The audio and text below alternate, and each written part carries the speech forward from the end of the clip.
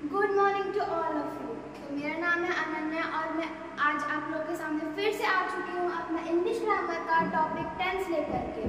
तो ये मेरे टेंस चैप्टर का पार्ट 2 है और मैंने इसके पहले आप लोगों को वीडियो पार्ट 1 दे दिया है। तो अगर आप लोगों ने अभी तक पार्ट 1 नहीं देखा है तो पहले जाके उसे देखें, क्योंकि अगर आप लोग पार्ट 1 नहीं देखेंगे तो आपको पार्ट 2 मैं जो बताऊँगी वो समझ नहीं आएगा। तो इसलिए मैंने पार्ट 2 लेके आई हूँ और इसमें मैं बताऊंगी types of sentences in tense. तो मैंने पिछले वीडियो के लास्ट में आप लोगों को प्रेजेंट इंडेफिनिट टेंस का इंट्रोडक्शन दिया था, मतलब उसका पहचान दिया था, और टेंस मैंने उसी वीडियो में स्टार्ट किया। तो आप लोग स्टार्टिंग से टेंस को पढ़ेंगे तभी आप लोगों को समझ आएगा। और जो टॉपिक टेंस है ये हमारे इंग्लिश ग्रामर का बेस टॉपिक होता है। अगर आप लोगों को टेंस समझ नहीं आएगा तो आप लोग इंग्लिश ग्रामर का कोई भी टॉपिक नहीं समझ सकते, या फिर अगर आप लोग इंग्लिश बोलना चाहते हैं तो भी आप लोग को टेंस पहले सीखना ज़रूरी है, तभी आप लोग इंग्लिश ग्रामर का कोई भी टॉपिक आसानी से समझ सकते हैं। तो इसलिए आज हमारा टेंस का पार्ट 2 है। तो आज हम लोग पढ़ेंगे कि टाइप्स ऑफ सेंटेंसेस, क्योंकि मैंने बताया था कि टेंस के कितने टाइप्स होते हैं, 3 टाइप्स होते हैं, प्रेजेंट टेंस, पास्ट टेंस और फ्यूचर टेंस। तो उसमें मैंने प्रेजेंट टेंस को इंट्रोडक्शन दिया था कि प्रेजेंट टाइम को, मतलब कि जो रेगुलर बेसिस पे काम हो रहा है उसको हम लोग क्या कहते हैं, प्रेजेंट टेंस कहते हैं। और एक और बात जो नोट में आप लोग अभी भी लिख सकते हैं, उसमें प्रेजेंट टेंस में सिर्फ ये नहीं कि जो हम लोग आज काम कर रहे हैं बस वही को हम लोग प्रेजेंट टेंस कहते हैं, नहीं। जो हम लोग कल किए थे और जो हम लोग परसों करने वाले हैं, परसों नहीं, जो हम लोग अगले आने वाले दिन में जो काम करने वाले हैं, और जो हम लोग पिछले दिन किए थे और जो आज कर रहे हैं, ये 3 दिन का जो रिकॉर्ड होता है इसको हम लोग प्रेजेंट टेंस में ही लाते हैं, ना कि पास्ट टेंस में और फ्यूचर टेंस में। अगर मान लीजिए कि आज संडे है तो आप लोगों ने जो काम सैटरडे को किया और जो आप लोग मंडे को करेंगे और जो संडे को काम करेंगे, तीनों दिन का काम को हम लोग प्रेजेंट टेंस कहते हैं। ऐसा नहीं कि हम लोग मंडे के काम को फ्यूचर कहेंगे और सैटरडे के काम को पास्ट कहेंगे, नहीं। फ्राइडे के काम को पास्ट कह सकते हैं और यहाँ ट्यूसडे के काम को फ्यूचर कह सकते हैं, लेकिन मंडे और सैटरडे के काम को फ्यूचर या पास्ट टेंस नहीं कह सकते। तो ये बात आप लोग को ध्यान में रखना है, क्योंकि ये एक जनरल क्वेश्चन है, कोई भी आपसे पूछ सकता है कि प्रेजेंट टेंस को क्या कहते हैं। तो आप लोग बता सकते हैं कि ये 3 दिन का जो रिकॉर्ड होता है इसको हम लोग प्रेजेंट टेंस कहते हैं। और रेगुलर बेसिस पे जो काम हो रहा है, जैसे मैं आप लोग को आदत लगा हुआ है कि आप लोग को रोज दांत धोना, आप लोग को रोज खाना खाना है, रोज स्कूल जाना है, तो ये सब चीज़ प्रेजेंट टेंस में ही आता है। तो आज हम लोग पढ़ने वाले हैं types of sentences in tense. तो यहाँ पे ये जो टेंस मैंने इसलिए लिखा है क्योंकि मैं जो अभी जो टाइप बताने वाली हूँ ये आप लोग को हर एक टेंस में इतना ही सेंटेंस पढ़ना है। अगर आप लोगों को कोई आवाज़ आ रही हो तो उसे इग्नोर करें, क्योंकि जहाँ से मैं वीडियो बना रही हूँ वहाँ थोड़ा काम चल रहा है, तो इसलिए उसको इग्नोर करें। तो मैं बता रही थी टेंस, तो टेंस का जो आप 3 टाइप है, प्रेजेंट, पास्ट, फ्यूचर। इन तीनों में आप लोग को यही 6 सेंटेंस पढ़ना है, ना कि ज़्यादा ना कि कम। तो इसलिए मैंने यहाँ पर सिर्फ टेंस लिखा है, ना कि प्रेजेंट इंडेफिनिट टेंस लिखा है। तो पहला यहाँ लिखा हुआ है देयर आर 6 सेंटेंसेस। तो हम लोग हर एक टेंस में 6 सेंटेंसेस पढ़ेंगे। तो उसका नाम है अफर्मेटिव सेंटेंसेस, जिसका हिंदी होता है साधारण वाक्य। साधारण वाक्य या फिर सामान्य वाक्य भी बोल सकते हैं। साधारण वाक्य मतलब कि सिंपल, उसमें आप लोगों को कुछ उसमें नहीं रहेगा, ना जैसे होता है ना कि क्या तुमने खाया, मैं नहीं खाऊंगा, ये सब तो उसमें नहीं लगा रहेगा, नहीं उसमें क्या रहेगा, बस इसमें सिंपल सा वाक्य रहेगा। इसका मैं आपको एग्जाम्पल और स्ट्रक्चर सब बताऊंगी। तो पहले हम लोग इसका सेंटेंस देखेंगे कि क्या है इसमें। तो दूसरा है हमारा नेगेटिव सेंटेंसेस, जिसका हिंदी होता है नकारात्मक वाक्य। पहला था अफर्मेटिव, जिसका साधारण वाक्य। तो पहली बात कि आप लोगों को ये सारे सेंटेंसेस के नाम और इसका हिंदी मीनिंग भी आना चाहिए, क्योंकि हम लोग पढ़ाई सिर्फ एग्जाम में पास होने के लिए नहीं करते हैं। हम लोग पढ़ाई करते हैं ताकि हमारे पास नॉलेज आए, अगर हमसे कोई क्वेश्चन पूछे तो हम उसका आंसर दे सकें, इसलिए पढ़ाई करते हैं। तो यहाँ पे हमारा 2 हो गया, नेगेटिव सेंटेंसेस और नकारात्मक वाक्य। तीसरा है हमारा इंटरोगेटिव सेंटेंसेस, प्रश्नात्मक वाक्य। चौथा है हमारा इंट्रोगेटिव एंड नेगेटिव, यानी जिसका हिंदी होता है प्रश्नात्मक और नकारात्मक वाक्य। तो ये हमारे यहाँ पे मैंने 4 ही लिखा है, क्योंकि अगर मैं 2 और लिखती ना तो ये कट जाता है, तो इसलिए मैंने 4 लिखा है। तो आप लोग पहले इसका स्क्रीनशॉट ले लीजिए, उसके बाद में आपको ये जो 6 था उसमें 4 बता दिए, 2 बाकी है तो 2 मैं आपको अब बताऊंगी। पहले इसका स्क्रीनशॉट ले लीजिए। तो अब हम लोग देखेंगे 5 और 6 में क्या है। तो 5वां नंबर है क्वेश्चन सेंटेंसेस मीन्स प्रश्नसूचक वाक्य, इसका हिंदी होता है। फिर question and negative sentences means प्रश्नसूचक और नकारात्मक वाक्य। तो ये थे हमारे 6 सेंटेंसेस यानी कि types of sentences in tense. तो ये जो मैंने आपको 6 सेंटेंसेस बताए हैं, यही 6 वो आपको हर एक टेंस में पढ़ने वाला, पास्ट में भी फ्यूचर में भी। तो मैंने क्या क्या बताया, पहला बताया मैंने अफर्मेटिव सेंटेंसेस मीन्स साधारण वाक्य, दूसरा बताया नेगेटिव सेंटेंसेस मीन्स नकारात्मक वाक्य, तीसरा बताया इंट्रोगेटिव सेंटेंसेस मीन्स प्रश्नवाचक प्रश्नात्मक वाक्य, और चौथा बताया मैंने इंट्रोगेटिव एंड नेगेटिव मीन्स प्रश्नवाचक और नकारात्मक वाक्य, और फिर प्रश्नवाचक नहीं सॉरी प्रश्नात्मक और नकारात्मक वाक्य। और मैंने 5th बताया है यहाँ पे क्वेश्चन सेंटेंसेस, जिसका हिंदी होता है जिसका हिंदी प्रश्नसूचक वाक्य होता है, प्रश्नसूचक। और फिर हमारा जो लास्ट है वो क्या है, क्वेश्चन एंड नेगेटिव, जिसका हिंदी होता है प्रश्नसूचक और नकारात्मक वाक्य। तो ये थे हमारे 6 टाइप्स ऑफ सेंटेंसेस। तो अब हम लोग देखेंगे क्या, स्ट्रक्चर देखेंगे। स्ट्रक्चर मतलब होता है, आप लोग जानते होंगे जैसे मैं स्ट्रक्चर का मतलब हुआ कि इसके बेसिस पे आप लोग सेंटेंस बता सकते हैं। सेंटेंस का फॉर्मेशन करने के लिए पहले हम लोगों को स्ट्रक्चर जानना होगा। जैसे मैथ्स पढ़ने के लिए पहले हम लोग को क्या जानना होता है, पहले हम लोग को काउंटिंग आना चाहिए। और अगर हम लोग जैसे मैं अगर हम लोग अपर क्लास में होंगे तो आप लोग को पता होगा कि हम लोग को हर एक किसी भी टॉपिक को पढ़ने के पहले उसका इंट्रोडक्शन चाहिए होता है, जो मैंने आप लोग को बता दिया इसको पढ़ने से पहले। और अगर हम लोग को मैथ बनाना है तो उसके लिए पहले हम लोग को फॉर्मूला जानना होता है। उसी तरीके से इंग्लिश में हम उस फॉर्मूला को क्या कहते हैं, स्ट्रक्चर कहते हैं। और जब मैं आप लोग को स्ट्रक्चर बताऊंगी ना तो वो आप लोग को लगेगा कि मैथ का फॉर्मूला है, लेकिन उसे हम लोग इंग्लिश में स्ट्रक्चर कहते हैं। तो पहले हम लोग देखेंगे structure of affirmative sentences. Structure of affirmative sentences, affirmative sentences, ठीक है। तो ये हमारा पहला हम लोग देखेंगे स्ट्रक्चर ऑफ अफर्मेटिव सेंटेंसेस क्या होता है। यहाँ लिख लेते हैं स्ट्रक्चर। तो स्ट्रक्चर में पहले जैसे मैं हिंदी में आपको बताऊँ, एक सेंटेंस लेते हैं जैसे मैं खाती हूँ, ठीक है। तो उसमें पहले क्या आया, मैं क्या कहते हैं हम लोग, सब्जेक्ट कहते हैं। तो इसलिए इसका स्ट्रक्चर हम लिखेंगे सब्जेक्ट प्लस V1 या V5 प्लस ऑब्जेक्ट। तो जैसा कि आप लोगों को मैंने पहले बताया था कि अफर्मेटिव का हिंदी होता है साधारण, और उसी टाइम मैंने आप लोगों को बताया कि उसमें कोई तामझाम नहीं होगा, उसमें सिंपल एक सब्जेक्ट रहेगा, उसमें आपको क्रिया दिया रहेगा, वर्ब दिया रहेगा, और उसमें कोई ऑब्जेक्ट दिया भी रह सकता है और नहीं भी दिया रह सकता है। तो ये जो ऑब्जेक्ट है ना, इसको लेके कोई इशू नहीं करना है कि ऑब्जेक्ट क्यों नहीं है किसी सेंटेंस में, क्योंकि ऑब्जेक्ट इंपॉर्टेंट नहीं है। आपका इंपॉर्टेंट होना है सब्जेक्ट और V1 या V5। मतलब ये V5 आप लोग कभी समझ में नहीं आएगा। ये V5 जो है उसको मैं अभी आप लोग को नेक्स्ट स्लाइड में बताऊंगी कि उसका मतलब क्या है। वो नोट में मैं आप लोग को एक चीज़ दूंगी, वहाँ समझाऊंगी। तो पहले हम लोग को यहाँ देखना है कि जो स्ट्रक्चर ऑफ अफर्मेटिव है, इसमें सिर्फ और सिर्फ हमें 2 चीज़ पर ज़्यादा ध्यान देना है, सब्जेक्ट पे, वर्ब पे। ऑब्जेक्ट किसी में होगा, किसी में नहीं होगा। तो ज़्यादातर हम अफर्मेटिव में सिर्फ सब्जेक्ट और ऑब्जेक्ट ही सब्जेक्ट और वर्ब ही फॉर्म होता है, ज़्यादा कुछ नहीं होता है। तो ये था हमारा स्ट्रक्चर ऑफ अफर्मेटिव सेंटेंसेस, जिसमें सब्जेक्ट प्लस V1 या V5 प्लस ऑब्जेक्ट। और एक और डाउट आप लोग को हो सकता है कि यहाँ पे सब्जेक्ट है और यहाँ पे मेन वर्ब तो होना चाहिए, मतलब हेल्पिंग वर्ब होना चाहिए। तो हेल्पिंग वर्ब इसमें हम लोग यूज़ नहीं करते हैं। ये जो है ये हमारी यूनिवर्सल ट्रूथ है।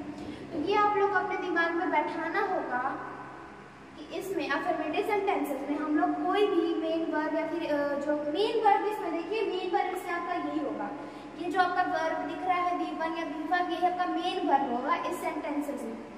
और जो हमारा हेल्पिंग वर्ब होता है वो आपको इसमें नहीं मिलेगा। तो ये चीज़ आपको याद रखना है। तो अगर आप लोग चाहते हैं इसका स्क्रीनशॉट लेना या फिर कॉपी में नोट करना चाहते हैं तो पहले आप लोग कर लीजिए। उसके बाद हम लोग देखते हैं कि स्ट्रक्चर जो मैंने इसमें बताया इसको हम लोग एग्जाम्पल के थ्रू समझेंगे कि कैसे बनाया जाता है।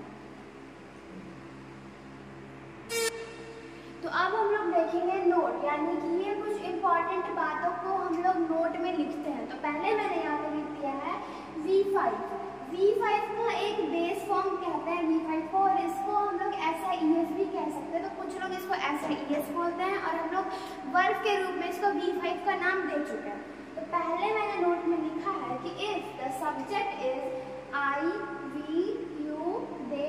प्लूरल नेम्स, अगर जो हमारा सब्जेक्ट गिवन होगा, अगर वो आई होगा, वी होगा, यू होगा, दे होगा, या फिर कोई प्लूरल नेम्स, प्लूरल मतलब क्या होता है पता है, एक से ज्यादा, मतलब अनेक, उसको हम लोग अनेक कह सकते हैं, एक से ज्यादा होना अनेक, अगर वो रहेगा तो लिखा हुआ है no changes occur in a given word. अगर हमारा subject I we you they होता है या फिर प्लूरल नेम्स होता है तो जो हमारा वर्ब रहेगा दिया हुआ उसमें हम लोग कोई चेंज नहीं करेंगे, जो वर्ब हम लोग को दिया रहेगा हम लोग उसी को सेंटेंस इंग्लिश में बनाएंगे तो उसका इंग्लिश मीनिंग लिख देंगे। लेकिन दूसरे में लिखा हुआ है कि the subject is he, she, it या फिर सिंगुलर नेम्स, मतलब सिंगुलर नेम्स मतलब सिर्फ वो एक हो, एक से ज्यादा ना हो, तो उसमें हम लोग क्या करेंगे, so changes occur in a given word, उसमें चेंजेस होगा। अब उसमें चेंजेस क्या होगा, कैसे होगा, मैं आप लोगों को अगले स्लाइड में बताऊंगी, तो आप लोग पहले इसको नोट कर लीजिए।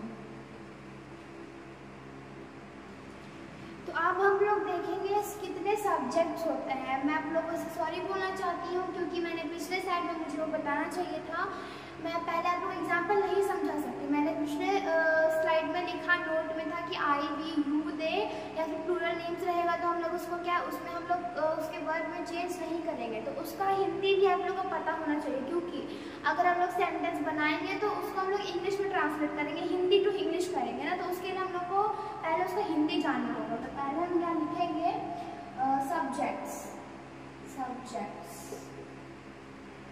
ठीक है, सब्जेक्ट्स। तो यहाँ मैंने लिखा था आई का हिंदी हम लोग लिखते हैं मैं।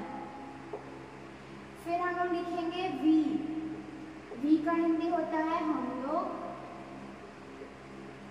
या हम। फिर लिखेंगे दे का हिंदी होता है तुम लोग या फिर तुम लोग या तुम। फिर आई वी यू दे, फिर यू का होता है, सॉरी ये मैंने गलत लिख दिया, यहाँ पे दे का मतलब तुम लोग नहीं होगा, दे लोग या वे सब।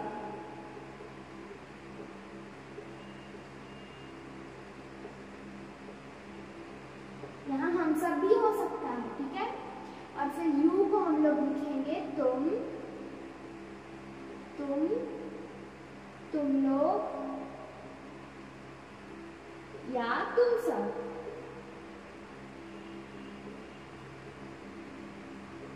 ठीक है, तो ये था हमारा आई वी यू दे।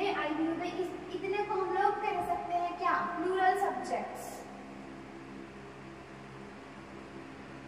इसको रहने देते हैं, ये मैं आप लोग को आगे भी बताऊंगी, ज्यादा हो जाएगा। यहाँ पे हम लोग को एकदम ऐसे नंबर वाइज से पढ़ना है कि कैसे कहाँ पे क्या होना चाहिए, इसमें भी नंबर वाइज पढ़ेंगे। ये हो गया आई वी यू दे हो गया। फिर हम लोग यहाँ लिखेंगे ही का मतलब होता है वह लड़का के लिए, मीन्स पुरुष के लिए, और शी का मतलब भी होता है वह, लेकिन ये हम लोग स्त्री के लिए यूज करते हैं,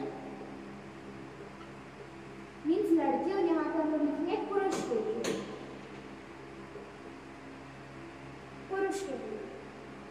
फिर हमारा था इट का मतलब होता है वह, ये हम लोग जीव जंतुओं के लिए यूज करते हैं।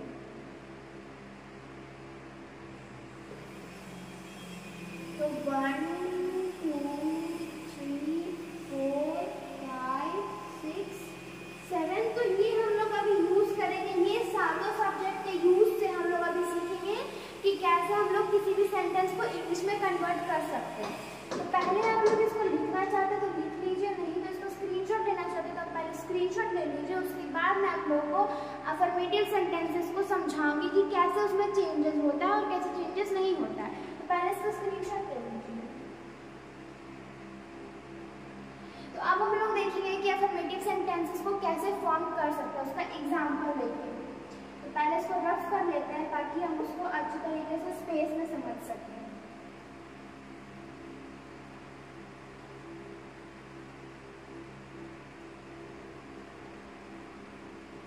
एग्जाम्पल्स देखते हैं। एग्जाम्पल्स में मैंने जैसे लिखती हूँ मैं कि मैं खाता हूँ, मैं खाता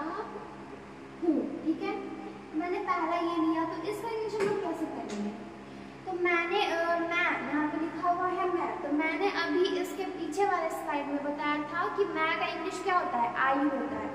तो आप लोगों को मैंने अभी पढ़ाया है टेंस, तो उसकी वजह से मैं आप लोगों को स्ट्रक्चर अफर्मेटिव का बगल में लिख देती हूँ ताकि आप लोगों को आसानी हो समझने में। तो मैंने स्ट्रक्चर बताया था सब्जेक्ट प्लस V1 या V5 प्लस ऑब्जेक्ट तो मैंने उसी टाइम बताया था कि ऑब्जेक्ट नहीं भी हो सकता, तो उसको लेके हम लोग को बिल्कुल कोई इश्यू खड़ा नहीं करना है कि सेंटेंस में ऑब्जेक्ट क्यों है या नहीं है। और मैं आप लोगों से दोबारा रिक्वेस्ट कर रही हूँ कि अगर आप लोगों को मेरे वीडियो देख रहे हैं और अगर आपको कोई भी डाउट हो रहा है या फिर मैं कुछ गलत पढ़ा रही हूँ, तो प्लीज़ मुझे कमेंट करें ताकि मैं अपनी गलतियाँ सुधार सकूँ और अपने पढ़ाने की स्किल को और अच्छे तरीके से बेहतर बना सकूँ। क्योंकि जब तक आप लोग मेरी गलतियाँ नहीं निकालेंगे, मुझे बताएंगे नहीं कि मैं कहाँ गलत पढ़ा रही हूँ, कहाँ आप लोगों को समझ नहीं आ रहा, तो मैं अच्छे तरीके से नहीं पढ़ाना सीख पाऊँगी। तो प्लीज़ मुझे हेल्प करें ताकि मैं और भी आप लोगों को अच्छे वीडियोज ला सकूँ। तो यहाँ पर मैंने इसका स्ट्रक्चर लिख दिया, सब्जेक्ट प्लस V1 या V5 प्लस ऑब्जेक्ट। तो इसका हम लोग मैं तो हमारा क्या था, आई, और ये खाता। तो खाता का अगर बेस फॉर्म देखें तो खाता का बेस फॉर्म हमारा खाना आएगा, खाना जो ये हुआ, ये हमारा एकदम ओरिजिनल वर्ब हुआ। और ये जो खाता है, ये हम लोगों ने सेंटेंस के आधार पर उसको खाता किया है ताकि हम लोग पहचान सके। मैंने पहचान में बताया था कि जिस भी क्रिया के अंत में ता लगा रहे हैं तो उसे हम लोग क्या कहते हैं, अफर्मेटिव सेंटेंसेस कहते हैं। इसलिए मैंने यहाँ पे बता दिया था, अफर्मेटिव नहीं सॉरी प्रेजेंट इंडेफिनिट टेंस कहते हैं, उसलिए मैंने यहाँ पे खाता लिखा है क्योंकि ये क्या है, हमारा प्रेजेंट इंडेफिनिट टेंस है। तो इसका इंग्लिश में हम लोग बनाएंगे आई ईट। और अगर मैं इसी सेंटेंस को इस तरीके से लिखूं कि वह खाती है,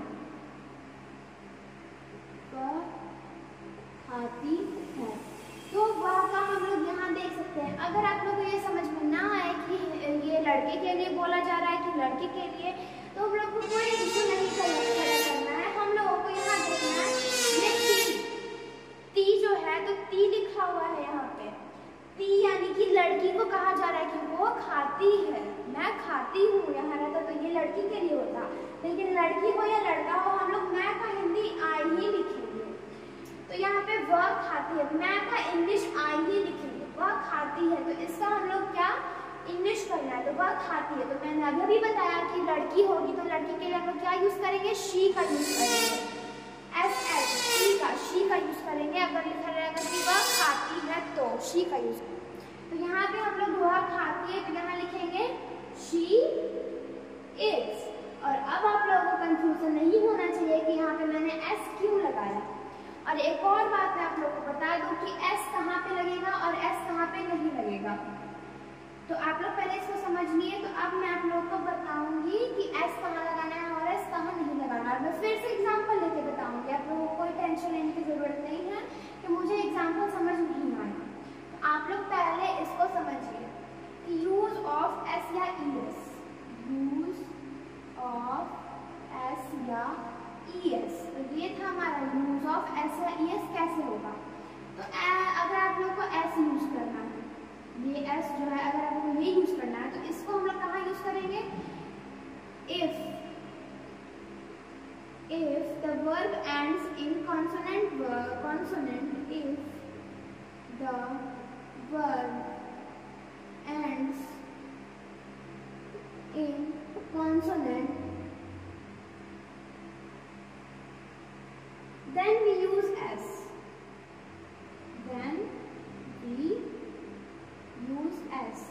तो ये इसका हिंदी हुआ कि अगर किसी भी वर्ग के लास्ट में, अंत में अगर कॉन्सोनेंट रहता है तभी हम लोग क्या ये एस उसमें ऐड करेंगे। और दूसरा है अगर आप लोग को ईएस यूज करना है कि उसको कहाँ यूज करते हैं, तो उसका होगा कि if the verb ends in vowel then we use es,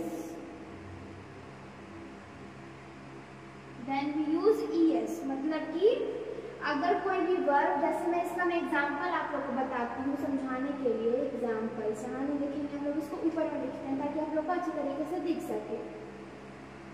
examples यानी कि क्या कह रहा है, कॉन्फिडेंट से एंड होना चाहिए। तो जैसे ना मैं लिखती हूँ प्ले, प्ले, तो इसका हम लोग V5 बनाएंगे प्लेस, बनाएंगे प्लेस। और अगर मैं लिखती हूँ इसका एग्जाम्पल ES का, अगर यहाँ पे लिखती हूँ मैं गो, तो ये जो O है ये क्या है, ये वॉवेल है, तो इसलिए हम लोग इसका करेंगे गोस। तो आप लोग पहले इसका स्क्रीनशॉट ले लीजिए ताकि आप लोग को ये चीज याद रहे। तो यहाँ पे हम लोग फिर से इसका समझेंगे, क्या एग्जाम्पल समझेंगे। तो मैंने पहले देखिए अभी मैंने बताया कि एस या ES का यूज कहाँ कहाँ पे करेंगे, और अब हम लोग सेंटेंस में समझेंगे कि एस या ES का यूज हम लोग कैसे कर सकते हैं। तो जैसे मैं यहाँ पे मैं लिख रही हूँ कि हम जाते हैं, हम जाते हैं, तो ये हो गया हम जाते हैं। तो इसका हम लोग इंग्लिश करेंगे वी गो। वी यहाँ पे ES हम लोग क्यों नहीं लगाए, क्योंकि ये जो है ये हमारा प्लूरल है, तो इसलिए हम लोग यहाँ पे ES नहीं लगाएंगे। और मैंने नोट में ही बताया था कि अगर आपका सब्जेक्ट I, V, U दे रहे तो हम लोग उसमें E या ES नहीं प्रयोग करेंगे, S या ES प्रयोग नहीं करेंगे, तो इसलिए ये ऐसे ही बनेगा।